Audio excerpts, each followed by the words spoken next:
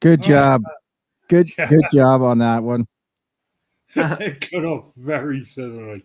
Well, All you right, know, welcome everyone, ladies and gentlemen, to this week's edition of the Petty and Ill-Informed podcast, where we, your petty and ill-informed hosts, will use our petty and ill-informed opinion on various topics. Hopefully, the main one P&O will get to at some point. No promises, though. Joining me, as always, from the south of England, Tom. Absolutely, wouldn't miss it. And from the Emerald Isle, Kev-oh. I'm going to go P&I right off the bat. I'm going to go petty and ill-informed because every time I screw up on the music, I get it. But whenever Richard screws up on the music, it's totally cool. That's fine. Well, I'm the podcast main host, man. I can do whatever I like. Well, I've realized that. I think it's just another sign of English oppression. That's true. We are an oppressive people and have been oppressing for, at least 1,000 years. All right, Dan. Yeah, just going to own it. Yeah, My Puerto Rican friend calls British people the original gangster colonizers, OGs.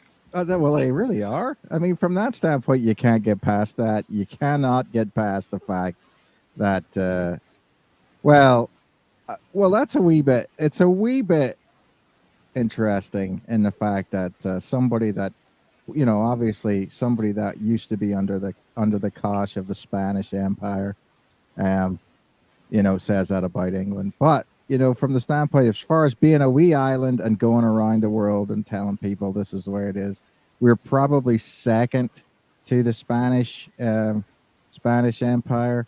But why is it that we still have the British idea that it was us? Because we had an empire farther into the present than Spain. Because we won the British-Spanish War. History's written by the winners. Yeah, but I mean, all I'm saying is from that standpoint, I mean, from like basically the Northern California border south at one point in time, west of the Rockies, that was part of Spain, Spanish Empire. And nobody ever thinks about that. Obviously, whenever we're talking about America, the Spanish-American War in the 1840s or whatever, if we didn't win that, we wouldn't have had sort of Arizona, New Mexico, Nevada, all those places. Well, that's another thing, America was owned not just by the British, by France and Spain, but, who's the one that gets the blame for the whole War of Independence and everything? British people. Because we were the OGs. We were the main threat. Who cares about the Spanish and the French? The French, Google got French victories and it auto-corrects it to French surrenders. Well, if that isn't the definition of petty and ill-informed, I don't know what is. Hats Well, off. Listen. I'm not a patriot to England by any stretch, but I do harbour resentment and hatred towards the French, as any red-blooded British man should. Well, I think it's interesting that the idea of that, and I wonder if that's true so much. And I'm going to be serious here. The idea of France being the enemy of the British Empire usually just extends to English people so much. You know what I mean? Obviously, at one point in time, Scotland was relying on the idea that France would intervene in the Scottish wars.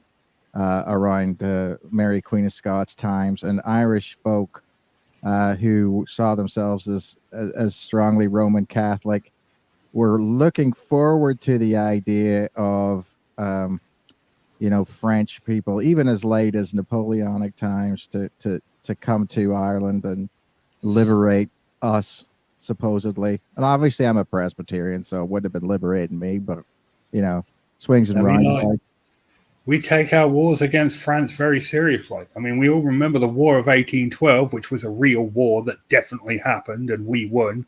Yeah. But, that's what happened when America tried to get involved in an English and French war. We burned down their capital city. Right. Just saying. We take it seriously. It's interesting that the last place that foreign soldiers took over the parts of British Empire was in Wales when they did try to land a French bunch of convicts and everything like that they would to try to take over Wales, and basically they surrendered to these Welsh washerwomen because they were wearing red coats, and so they thought that they were part of the British Army. I believe that. That's a true story, man. That's a true story. That there was a bunch of French. You can Google it up. They landed in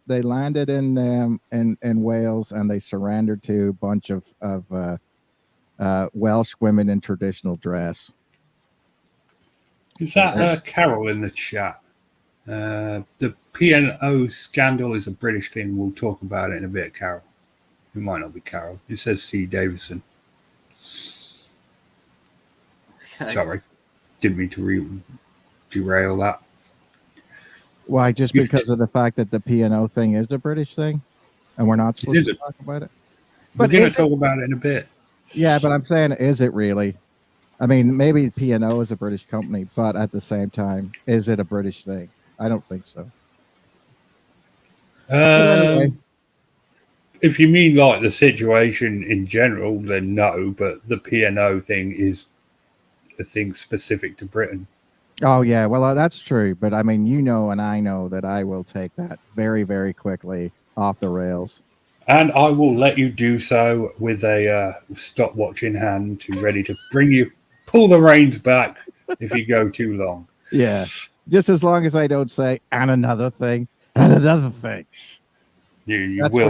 That's whatever you're in trouble. That's one last thing before we get on with it. Nikki is not here tonight.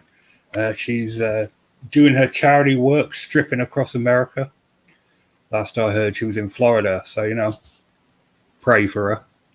Cool. Yeah, Florida, interestingly enough.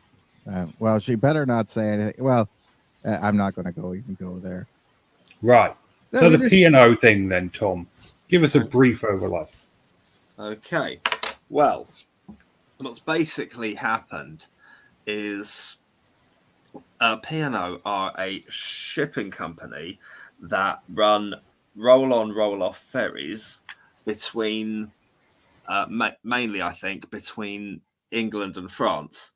That's certainly what they're most known for, and that's what they do. Now, the problem came when, from out of nowhere, on the 17th of March, so say three weeks ago, roughly, all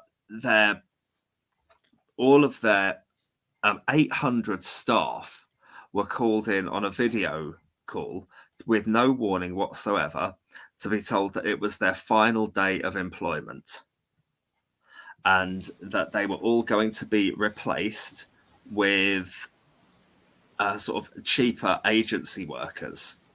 And that was, exactly that. That's exactly what it says, cheaper agency workers. And I could not believe that act was done so callously. And I couldn't believe that it was legal. And it then later emerged in the news that the CEO, the guy in charge of it, said something like, he said, certainly, maybe not these exact words, but words to this effect: yes, we knew what we were doing was illegal because we didn't consult with trade unions and follow due procedure. But we had to do that because it would have cost us too much in time, faff, legal fees, and whatever to do it properly by the book. And instead, we chose to do it quickly, illegally, and we will pay whatever fines are needed. They honestly felt it was more economically viable to do it illegally than to do it through any legal means, and and also showing no disrespect to their workforce whatsoever. No, sorry, showing no respect to their workforce whatsoever. So that is what ultimately happened. It was absolutely ruthless, and straight away, several massive problems emerged, not least of which Where was it? Let me find it. Yeah, not least of which was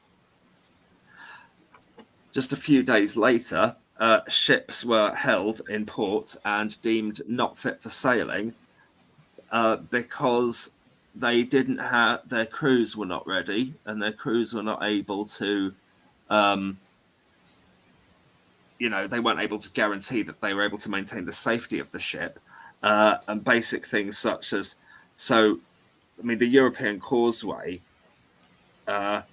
is a ship which had been held in, let me see, is it in Larne? Sorry, I'm not sure what country that is in. Larne's in Northern Ireland. All right. Larne is your main. If you're going to roll off from Northern Ireland to Stranraer, where that's right next to where Richard lives, isn't it? Stranraer is pretty close to you, isn't it, Richard? But yeah, it's just across the Solway. Yeah, so that's how you get there. There's two ways to get across the water. There's Sea Cat, and there's the Larne to Stranraer ferry. So that's where that's right. Well, there you go. So it's this ship was held because of failures on crew familiarization, vessel documentation, and crew training, and that's official statement from the Maritime and Coast Guard Agency. So it was just sort of ridiculous like that.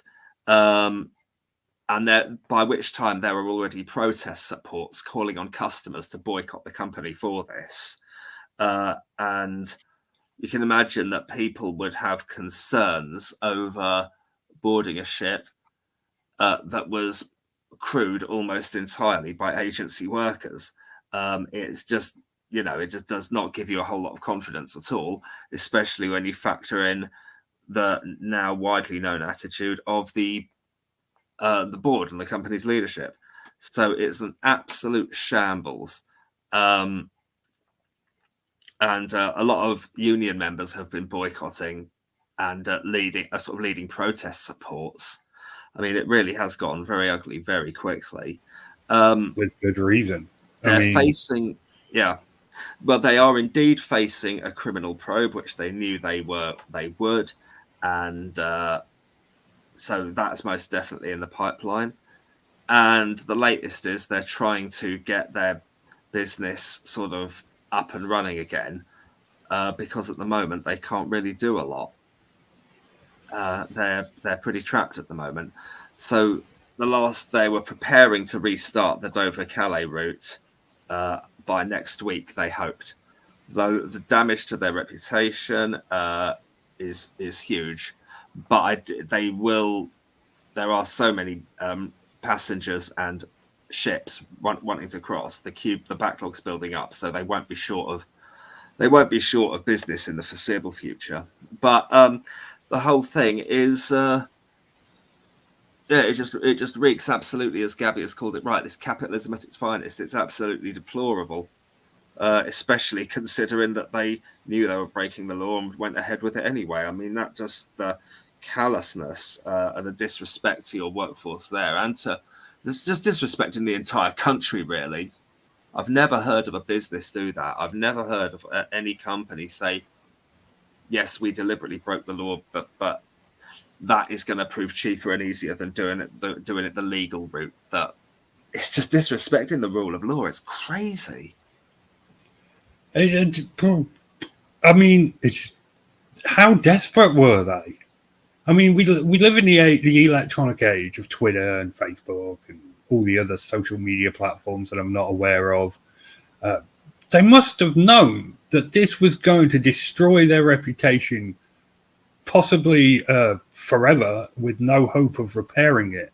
How desperate were they to sack their entire work staff, knowing the damage it would cause, knowing the legal ramifications? I mean, I read somewhere that they posted £100 million loss. Well, I think that it's possible that the company is in dire straits financially. I'm not sure, but what is interesting is that I have a malevolent maritime mole who is How connected. long? How long have you been waiting to say that? Just be honest. Oh, it took me about since the past 7 days. It took me the first 5 of them to think it up. You're just kind of sitting at home doing your schoolwork, going, "I'm going to get to say malevolent maritime mole on the podcast. It's going to be awesome." Weighing up various words, malice and malicious, blah blah blah. So what's interesting then is a few thoughts from inside. It's ridiculous trying to replace an entire crew of people, of experienced seafarers, and expect to resume service quickly. I mean, it takes such a long time to learn the safety procedures, all the shipboard equipment. I mean, even things from sort of access to doors and till systems are ship or company specific. And shore-based management would have very little idea of the nuances of what exactly is required to run a ship. So very clueless on their part. What seems to make little sense is that this P&O have nearly 3 times the amount of employees based ashore than they do on their ships. So why you're targeting the ship's crews is a bit of a mystery. It's almost as if management see the ships as an inconvenience rather than the backbone of the entire business. It's the unions are doing a good job of organising protests and keeping it relevant and keeping it in the news, because people are going to be interested in this. The sort of the full scale of the debacle is something that is national news. So it's there are I'm not a legal expert or anything, but no. Since they did it illegally, surely the employees have the option of a class action lawsuit or whatever the British equivalent of that is. They do, but currently the union's position is we're not quite at that stage yet. The union's position is for all staff to be rehired on the same terms and conditions. That's what they're asking for. So a class action lawsuit would be a later step, I would imagine. I guess. Go on. Go, Kevin. No, I was just going to say, to answer Tom's question about why they would, sort of fire the seafaring members of the group instead of the land-based part of it, is because it's at least probably a different union than the ones on the shore, or obviously there's the loaders and unloaders and the people who would basically be on the shore to load up the trucks and all that things. Those would be included under the same union at that point in time. But people in the main the head office are not going to be included under Maritime Workers Union or something like that. So, a lot of the times that you do that, you're trying to break the union.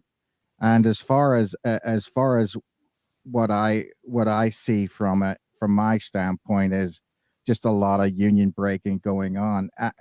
Obviously, union busting around the world is at an all-time high, and I think that obviously P&O is just on that same vein. I mean, you can look at it from the standpoint of people from Amazon here being fired in locations just because they've talked about unionizing, or people in Starbucks or whatever saying we should have food and restaurant unions here, and then those people get completely just blacklisted, kicked out, and everything else. So obviously major corporations like P&O and everything like that are not in the idea of liking unions. They never liked unions. Obviously at the point of when railway workers unionized in Britain and everything like that, they had to keep that idea of the British rail system going until they could break the unions later on, 70 years later. So, the, the issue always is that we always say, well, that's quote unquote socialized people.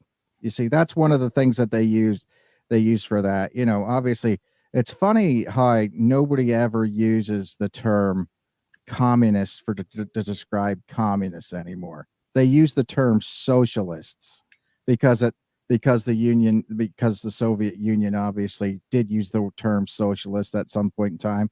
So, especially in America, they try to deem democratic socialists as de facto communists. And so this is what we always get to, that it's actually probably better for us to let the corporate bosses decide what's good for us in terms of safety than other people in government. And that's the thing it is. So we're just going through this whole big thing again. It's swings and roundabouts. It'll end up biting them in the ass eventually. The problem with it is, in my account, is we've got too many businesses that are, obviously the economy would fall apart if P&O went bankrupt. That's what the point of it is. And P&O knows that. So they'll say, well, what's the alternative? Are you going to stop? Obviously in Northern Ireland, we're in a situation where if there's no Larndestranrar ferry, we don't get anything. You know what I mean? We get nothing. And so therefore, so if they cut off Calais to Dover, you guys get half of nothing. And then if they cut it off over here, then we get all of nothing. That's the problem. And so they're thinking to themselves, well, what are they going to do? You see, they know they've got the country by the balls. That's my opinion. It is, yeah. I mean, they do have a semi-monopoly on the ferries at the moment. So, as Tom said, as soon as they're able to get their staffing situation sorted, they will be running and they will have business again. Despite the union's best efforts, and it may ultimately play in their favor. Just it's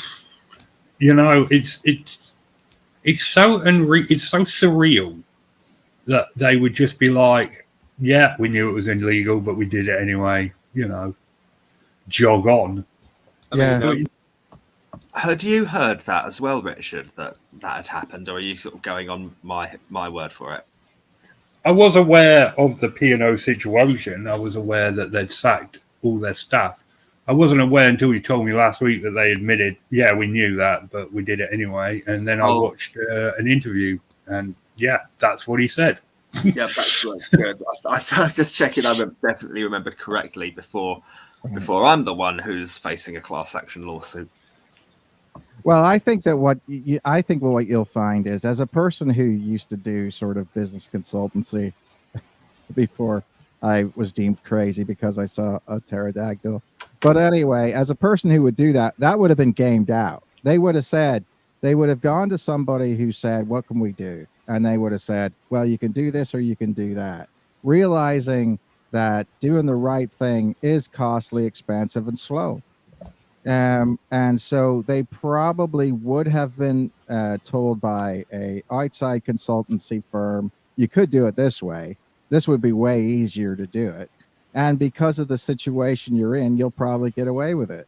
Because Richard's right, in a way, that ultimately that they might come out good, because of the fact that if they come back and retrain these some of the people and start the service up, people are not union friendly anymore.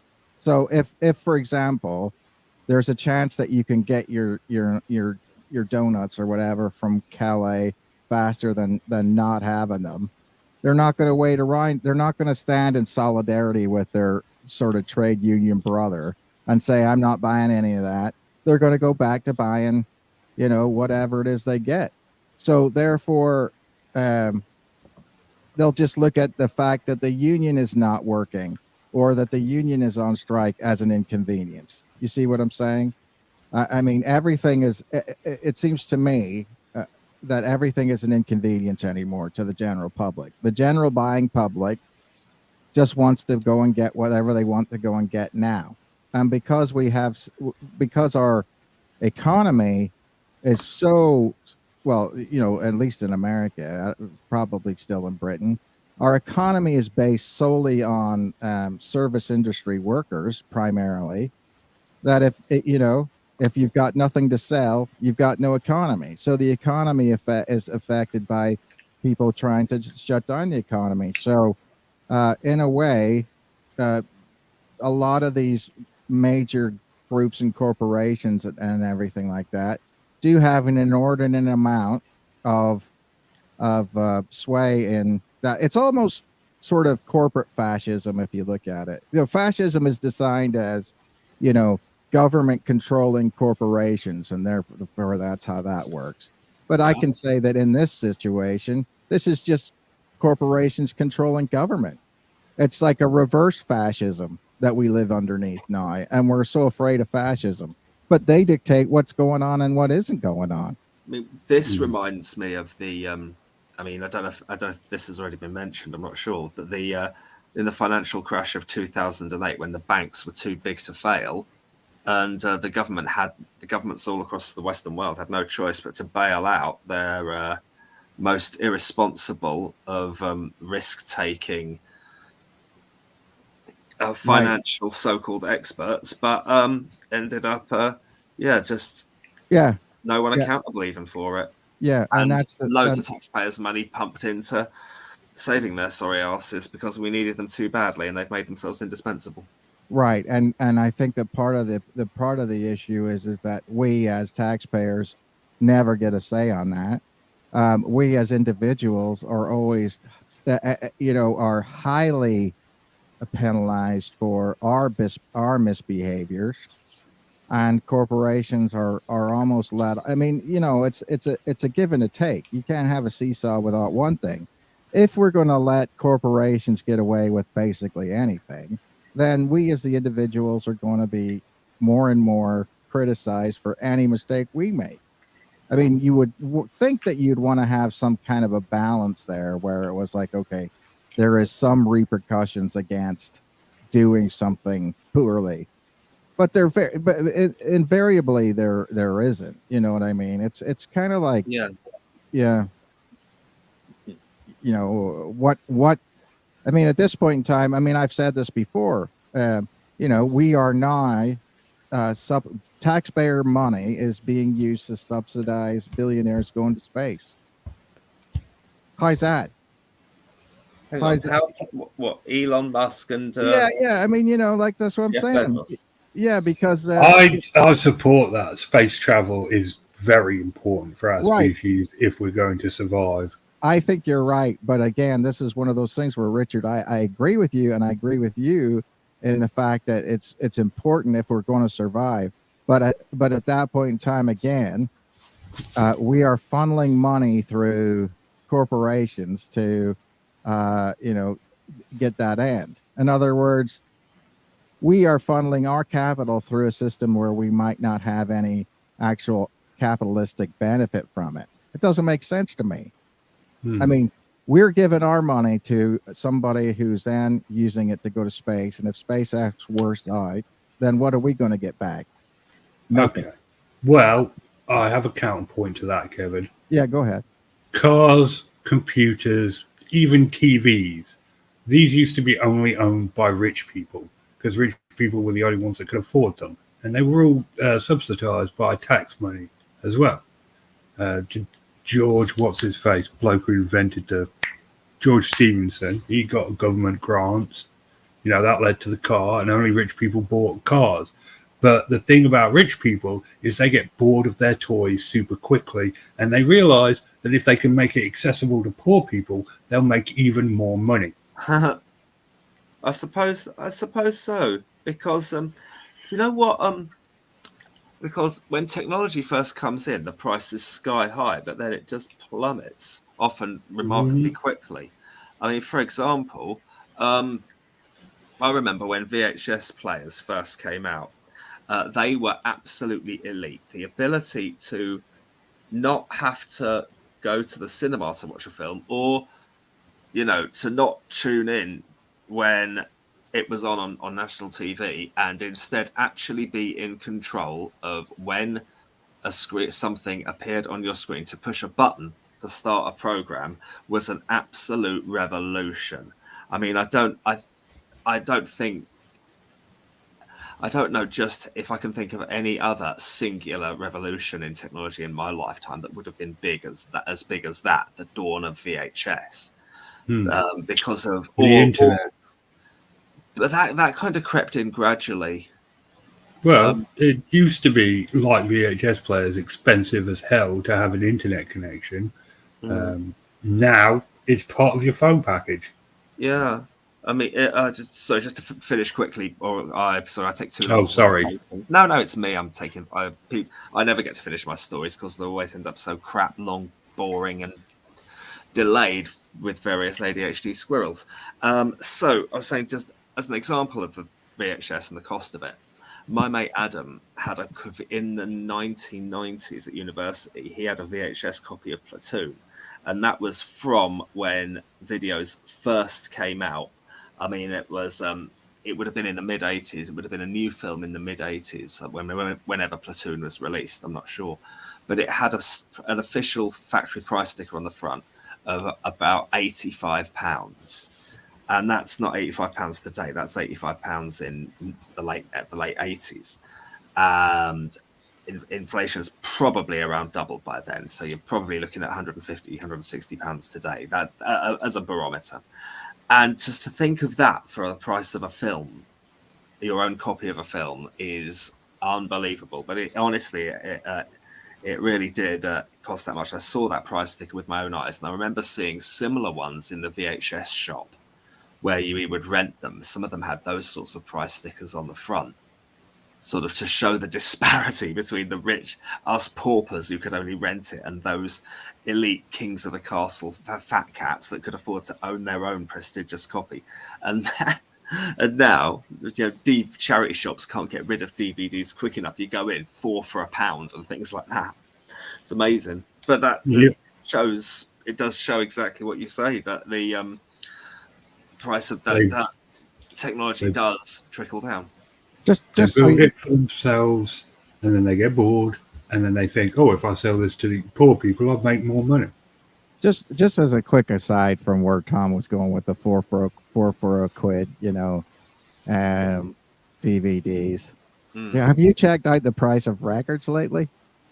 I mean, like I was trying to buy some records back because whenever I moved from my parents' house, a lot of my record collection got thrown away. Yeah. So I'm a record guy, and so I was trying to get the vinyl back, and it's like, I mean, now you're going through situations where vinyl, if you're looking at vinyl and it's new vinyl, it's expensive, but that's okay. You know that, but stuff from the 80s that you're trying to find is so expensive. I was trying to buy this Thompson Twins 45 last night, and it ended up being like $75 because somebody signed it. I'm not even sure that it was the people in the band that signed it, but they said it was. But anyway, it was just crazy stuff like that, where it's like you're ended up paying a tenner for some 45 that you could have bought, that you did buy back in the day for £1.50 or something like that. So it's crazy. And you look at the price of record players and stuff. I guess that's like the new hip thing to do, is to grow your beard long, have short hair, and listen to LPs at home. Like that's I don't know if that's hit you guys yet, but if it hasn't, go out and buy like some high-end record players and stuff like that from charity shops, and whenever the hipster movement gets there, as far as listening to LP records, just bring a mic, put them on eBay, and start shipping What them is out. my one rule for this show? What? Don't say the H word ever.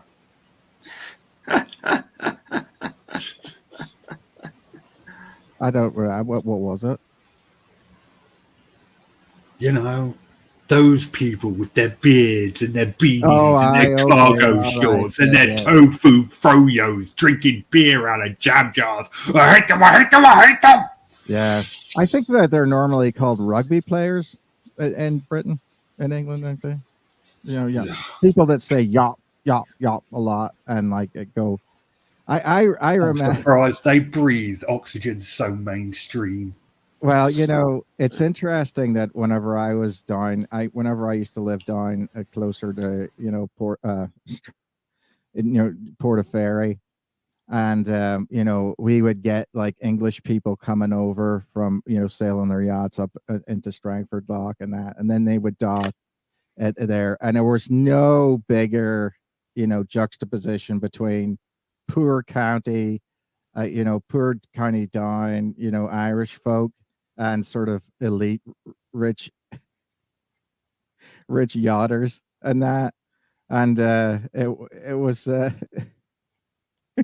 it was always a kick in the pants watching people interact with each other, because like they'd get off their yacht and like talk to you like somebody just stepped in shite or something, you know how it is. I mean, I'm not saying that they don't teach. They would treat other English people like that too. You know what I'm saying? So that's not what I'm getting at. It's not because we were Irish. It was just because we were just not elite folk. That's all. We were country bumpkins, and they had money and yachts and all. So that was that. Interesting thing. Very interesting. So, what is your petty and ill-informed opinion of the P&O situation, Kevin? Oh, well, I think it's just par for the course. It's just more. It's just, like I said, I will say this. I was gonna sign like a trade unionist and everything like that, and I'll tell you why. Because my great granny, excuse me, was a big union advocate, and so during the First World War, she worked in an ammunition factory. She was one of those people that they called canary women. And so because of the different chemicals and the high explosives in the shells and everything like that, they ended up turning yellow. And she wanted to, at that point in time, unionize so that they would have some protection afterwards. And so that the women would be paid the same wages as the men. And so she was really into that, and she was very, very proud of the fact that they ended up making the same amount of money and had some of the same safety concerns as that. So my whole life I was just banged on about the people, whenever you used to get called on the carpet, that expression meant that you were taken off the factory floor and you were taken to the office where they had carpet. That's what being called on the carpet means. You were going to be around the company people, and they do see it as a totally different thing. My great grandfather, he worked for the LMS, the London and Midlands and Scotland railway, and again, there was a lot of differences between people who ran that corporation and people who worked there. And so from that standpoint, I mean, I've been around that sort of thing for a long time. And you, Richard, you live in the north. You could there's probably still people up there who get pissed off about the coal strikes back in the 80s and everything like this. Yeah, don't bring it up. It's a sore subject. Also, the pies are really bad. I just want that noted. When I first moved to the north of England, I was like, "Ooh, I'm going to finally try these northern pies I've heard so much about." These people wouldn't know a good pie if they beat their husband to death with it. Honestly, all right? They're terrible. They don't put gravy in them or anything. It's just eating a lump of clay. What happens if you go across the border to Scotland? Do you get any decent pies then? Oh yeah, there's some great food in Scotland. Let me tell you, Yeah. Well, the I'm just nearest saying. Burger King's in Scotland. So I'm just saying from that standpoint, that's what I think of whenever I think of the P&O scandal, is the fact that in my opinion, it's not new.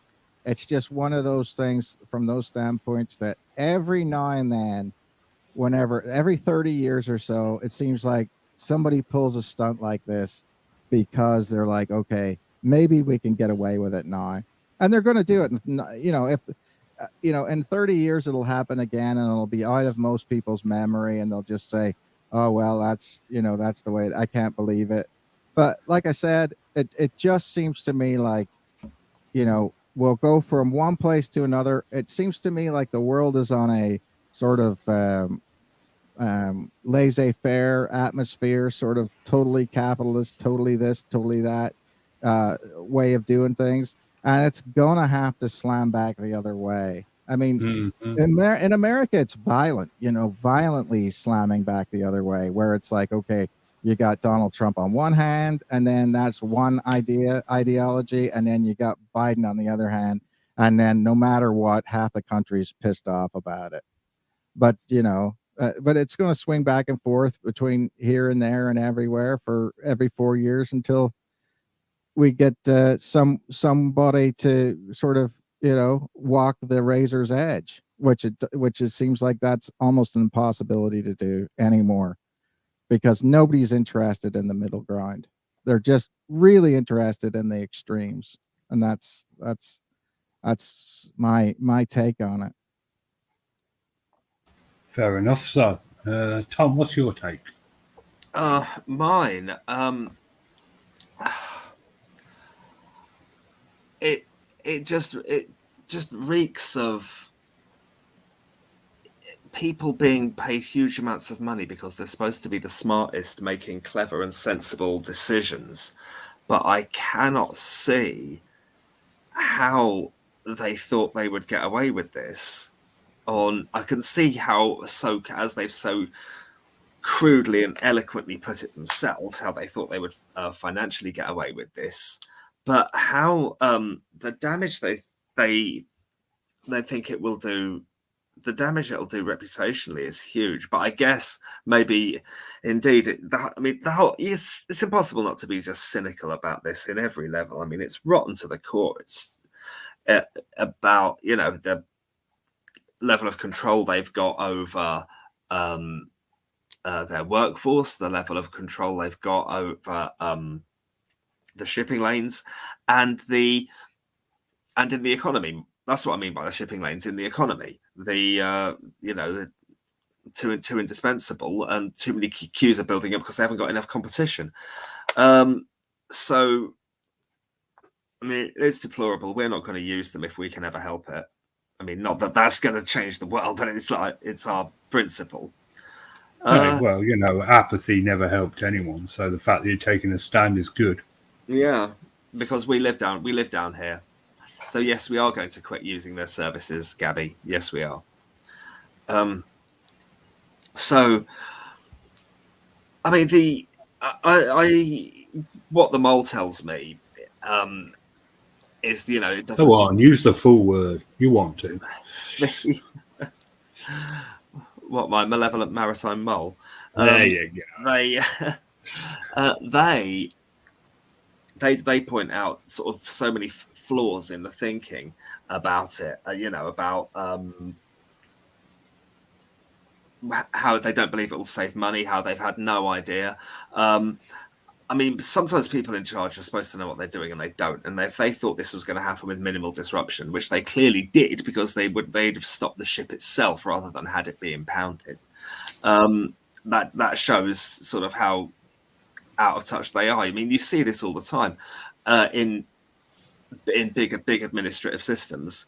I mean, just a few weeks ago, the local council down here took away, I've probably mentioned this, they took away all the contracts to the local taxi companies that were driving special needs kids from their homes to schools. And they took away all the contracts, tried to rework the whole thing to save money, and made a complete hash of it.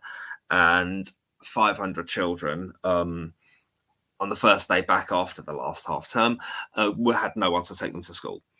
And that is just another, an example of people with too much power and too much influence not understanding the things they're in charge of.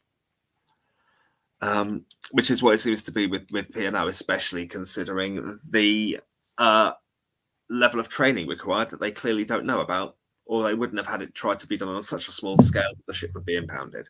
So I think I just got such contempt for the people running this. I could not have. I mean, I don't normally speak harshly. I nearly said it.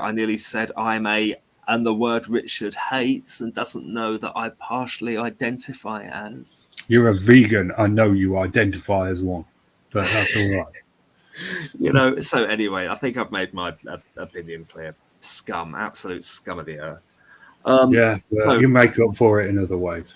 I hope so. I mean, Richard, did you know my nickname at university was Hippie, and I've got an American football jersey with Hippie written on the back, where you have your name, just between your shoulder blades, and because not because I was particularly a hippie, I just had long hair at the time, and more in a Christian sense than a hey man sense. I was very, very peaceful to people, or at least tried to be, and tried to be really nice to people as best as I could, and was known for being overly friendly and a bit of a knob. So I can see that. Yeah. Well, someone's got to bring some sort of amiability to these shenanigans. Well, I look at it like this. One person, Richard, who is not just not a bona fide vegan. It's Danny Dyer this week when he's done. He's done Janine Butcher's throat.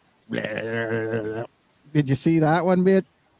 That just, I can see what they're doing because his contract's up and he's not coming back. So he's going to run off with Linda, but I don't really want to see him hooking up with Janine.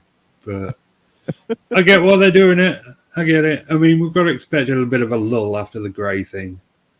Well, I was Nikki's not here. We could have talked about Eastenders for the entire show. Well, I looked at it like this. I thought, okay, I've got to bring it in that that was definitely an odd moment. I looked at that and I was a bit cringy at that, to be honest with you. I just didn't. It was more cringy because you could tell neither actor or actress wanted to do it. Yeah, they do not like each other because there was the scene on the bridge, and then there was the scene on the couch where he comes in close, and basically the only part of their body that touches is their lips. And we've got a new fan in the chat. Hello, Powercrafter. And so it was definitely, I said, you cannot imagine two people that have less chemistry than those two. It was like the opposite of chemistry. It was like, what's the opposite of chemistry? I don't know. Bad water. chemistry? It was like water. Yeah, there was no sparks there. That's for sure. No. It was bad. It was like trying to set water on fire. It was so cringy. Okay, but my take is this. All right, my petty and ill-informed take. Something's got to be done about this. Either the government has to step in, or the unions have to do something. Something has to be done. This sets a horrible precedent for other companies to do exactly this thing if they're allowed to get away with it scot-free. And they shouldn't be allowed to get away with it scot-free, because what they did was not just morally wrong, it was illegal. And I'm sorry, unless the law counts for absolutely nothing anymore, in which case, get me my leather armor, I'm going full Mad Max. But if the law does count for something, they've got to do something. They've got to. Well, they have launched... what is it that something has been launched? The trouble is, what they've said is, we know things are going to be launched. We know we're going to be in trouble for this, but we're ready for it. I mean, let's see what what the possible maximum ramifications are, if it says in this article. So this is from the 1st of April. P&O ferries face criminal probe over sacking. They seems it's they knew, if what they said earlier is to be believed, they knew this was coming. And I wonder if I wonder if it's going to be, if the consequences and punishments or whatever are going to be within what they expected when they weighed up the pros and cons of doing it. Yeah. So I think you'll find that they will be, because from that standpoint, I mean, now I don't know if bringing this in is fair or not, because obviously whenever British Rail was sold off to different places, that then started to have take over train lines privately, there was at least some sort of competition there, where they at least the thought of competition was there. And so, but I mean, and I'm in Northern Ireland, so it doesn't make any, it does. I'm not part of that whole system, but could you, oh, sorry about that. But can you think of situations in England where people have just become used to this really bad sort of, privatization of public services, that they're just used to being so completely shite anymore? Maybe P&O thought, well, this is the time that we can get away with it, because people just have no faith in the system anymore anyway. I mean, maybe it was looked at from the standpoint of, can we get away with it now because of Brexit? And some people will think this is a Brexit issue, or some people will think that this is a breakdown of the system because of some sort of political move, and we can piggyback onto it or something like that, which I'm sure P&O will make an argument about that. They'll say, well, we had to do this, we had to do that because of Brexit, and Brexit said this and Brexit said that. And so we did what we thought we were doing, and it wasn't out of any malice or whatever. I'm sure some lawyer will, or solicitor will make that argument, that because even now, a lot of us still don't understand what Brexit is. You know what I mean? We're into it now. We still don't know what it is. We still don't know what the ramifications are for other parts of the country. And I think that at this point in time, it makes sense for some companies to at least try to blame what they're doing on politicians. I don't know what you guys think about that. I mean, maybe that's the last thing I should be bringing up in the last 5 minutes of the program. But do you not think that that's probably part of it? I don't know, man. Like the whole Brexit thing is just overused. These Brexit, change the record. To quote Red Dwarf, that time we ran out of toilet paper, Brexit. It just seems to be like the byword for everything that happens in this country these days. Oh, it's Brexit's fault. Oh, this is Brexit. It's not Brexit. It's a greedy bastard that saw an opportunity to make more money. Right. So before we go, guys, can we do Gabis Letter, please? Oh, yeah, I suppose we should. She has been a loyal fan of the show. Okay, so for those of you who don't know, a bit of a background on the old Gabster. She is an old fan of mine of old. She follows my comic, which nobody else seems to do anymore. And, well, where's she at? Where does she live? She's in America. Yeah. No, she's been on the program, hasn't she? Yeah. Mm-hmm. Yeah. Yeah. And but anyway, last week Tom said that he was going to write a letter to a church that had become very accepting of homosexuality in general. And he was very proud of them. So he wrote them a very nice letter that is available to anyone who has them on Facebook. They can read that letter. It's very well written, very nice. And Gabby decided she was going to write her own letter. And she sent me a copy and asked that I read it out tonight. So, ladies and gentlemen, Gabby's, what's the word here? Magnum opus. So it starts. I have heard a rumour. How I have come to hear that rumour is a mystery. I do not care to substantiate the rumour. Instead, I will tell you a story. I live in a community which straddles the kind of river that makes our citizens snort with contempt at the tickling taps the rest of the world has the audacity to call rivers. I, of course,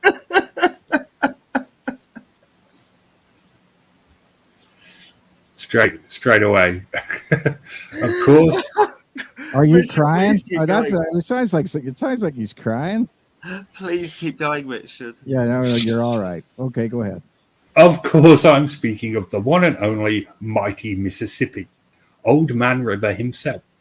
Most of the cities with the downtrodden on the shores have built flood walls to protect their businesses, including my hometown. Not so for the city of Davenport, directly across. They have struggled and suffered through many floods over the years to preserve their beautiful downtown view of the river, having a decent portion of their downtown tourist attractions of commission and up to 2 miles of river actually being part of the river for weeks. River Drive, I think that's a road. It's very edited during peak tourist season, forcing so many major riverside events to seek higher ground. Now that I've established the setting, Davenport, insert the antagonist, the big old cantankerous muddy Mississippi. I will finally, probably long-windedly, introduce our stalwart protagonist. In the late 90s, the city of Rock Island had a revitalized downtown campaign and let a bunch of bars establish a nightclubbing hotspot, which they dubbed the District. Just outside the District, a couple of blocks of crowded dance halls. They're live, the kind of places that you wouldn't want to get drunk and stumble into, most notably the wrong kind of strip bar. Longing to break free of the stereotype that being homosexual meant that you dressed like a woman and preyed upon drunk men, tricking them into gay sex, someone in the community got the bright idea to open a respectable, plain Jane, hole-in-the-wall public house, general specifically towards the gays, christening it Mary's on Second, or Mary's to her friend. She has proudly flown that rainbow flag from the day she opened her doors. Shortly afterwards, a few other gay bars tried to get in and cash in on this burgeoning scene, quickly establishing the unofficial nickname, the Rainbow District. Reaching a climax of 5, most of them bowed out the historic flood of '01 when they took on water and qualified for federal disaster relief. In true American Midwestern style, when the waters abated, Mary's on Second pulled herself up by the bootstraps, wiped her nose, and got back to business, boldly telling the crotchety old river, "We're here, we're queer, get used to it." Embodying the kind of perseverance which inspires the spiritually exhausted underdog to take just one more step. After the ensuing decades, I have seen that old biddy stand tall against some of the most adverse circumstances the Almighty could think to throw. Near historic flood after historic flood, patrons getting bricks hurled at them from passing motorists, even having to get a new facade after someone crashed into her front door.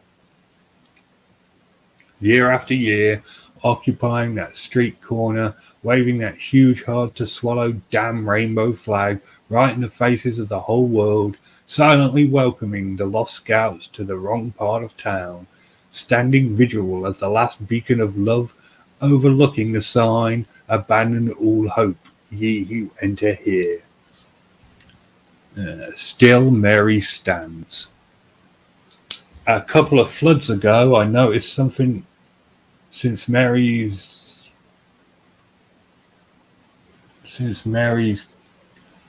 came.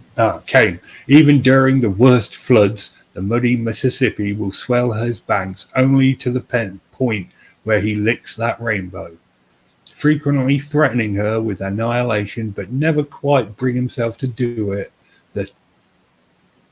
What? There's a lot of editing here, Gabby. The old man trickled into her basement as she was unable to muster the sandbags effort needed for protection. To be fair, the flood did turn out sooner than it had been predicted. Halting forward a saw and ebbing his flex, clearly reminded of the covenant made with Noah so many generations ago, reading his normal boundary, seemingly realized the full extent of his wrath could not be justified, as that portion of the law had been fulfilled with the personage and sacrifice of Christ Jesus, not sent to abolish the old covenants, but to establish a new covenant through his blood, a covenant of love and forgiveness, as God is love. That which is done in love cannot be a sin. And that's as far as she's got. Well, I think that's really. I mean, I'll just say quickly. I think that's well. I mean, obviously, yeah, it's well written. It's creative. I think that, of course, like you said, it must be just sort of a little bit hard to read for you there, Richard. But I think it's all bones are there for sure. Well, I really wasn't sure where it was going to begin with, and that's why it had me in stitches. But the more it went, the more sense it made, and the more relevant it became, and the more interesting. And I would like to see how that finishes, Gabby. Definitely send it when you're done, Gabby. That's our petty and ill-informed opinion. That'll wrap us up for this week. We will return next week, despite the hopes of many. Kevin, I think it's your turn to pick a topic. Oh, is it? Tom won't be here next week. He's doing every other show. Oh, is it? Yeah, I've got to, just in terms of balancing everything in my life, specifically spending time with my dear wife and managing my schoolwork and things, I think I need to have a bit of a week on, week off policy. So right. I may well be listening and commenting next week, but I won't be taking part, I don't think. Okay. Well, let's see. I mean, from that standpoint, what? Oak Island. I'm not doing Oak Island Paracrafter. Why? Maybe he wants to. Oh, we haven't actually really hit on that for a long time. Oh, do we have to? I hate the Oak Island money pit. Well, I mean, truth of the matter is that I think that there's, the If you say leprechauns, I swear to God. Have I ever told my leprechaun story on here? No, but okay, there you go. You win, Paracrafter. Next week we'll talk about leprechauns and Oak Island. There we go. This person might know me. That's all I can say. If they're talking about the leprechaun aspect of it, like I said, I saw something in the woods when I was a wee kid, and it might have been an alien, might have been a leprechaun. Who knows? And on that cliffhanger, it's good night from me. So it's a good thing Tom's not here. Let's just put it that way. He wouldn't have to listen to it. I intend to be listening in anyway if I can. Ugh, the sodding Oak Island money pit. All right, fair enough. So on that cliffhanger, we will return next week. It's good night from them, and it's good night from me. Good night. Good night, guys. Oak Island is awesome.